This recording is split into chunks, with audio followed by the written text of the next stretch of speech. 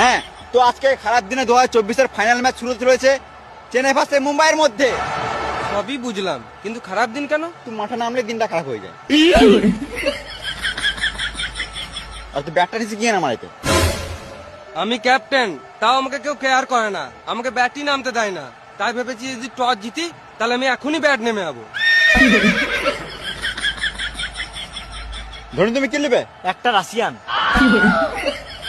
তো হচ্ছে কি নেবে, হেড না টেল? Head head head. আমি তেল নেবো। দাদা